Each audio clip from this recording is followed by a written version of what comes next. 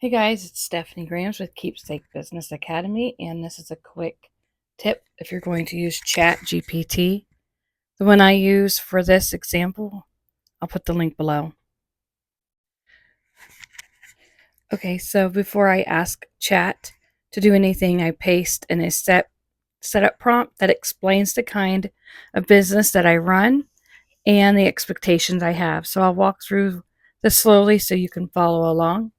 I'm going to start by telling Chat its role. I say that it's acting as my keepsake business assistant, not a marketer, not a sales generator, but someone helping me think clearly and responsibly. And that matters because ChatGPT responds based on the rules that you give it. Next, I explain the context of the business, and I'm very clear that this is a memory bear or keepsake business. It's emotionally sensitive work and often connected to grief, legacy, or remembrance. ChatGPT doesn't understand emotional weight unless you name it.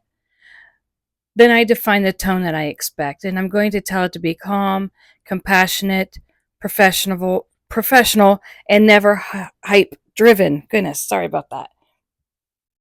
This prevents language that feels pushy or inappropriate. Now I want to pause here. This part's important, okay? These rules are where you protect yourself and your clients. So, for example, you don't want any emotional, manipulative language. You do not want any generic advice that doesn't apply to the keepsake work. And asking clarifying questions instead of assuming. If you've ever read AI generated content and thought, that sounds really off, we want to prevent that. Once everything is pasted, I don't rush into asking for work. Instead, I type something simple like, confirm you understand your role. Then ask me the first question you need to help me today, and then I wait. This step is important because good output comes from shared understanding and not from speed. You only need to set this one time for a chat session, but it changes everything that follows. You can use this setup before writing client emails, creating policies, setting boundaries, planning content, thinking through your pricing strategies.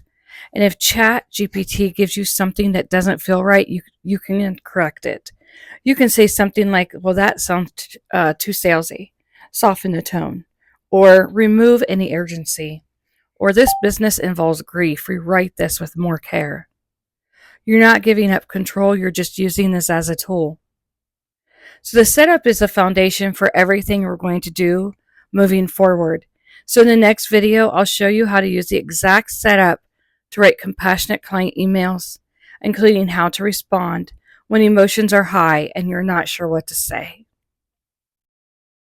If you run a memory bear or keepsake business, you'll want to watch the next video. I keep helpful resources linked in the description if you need them, but for now, focus on practicing this setup and getting comfortable with it.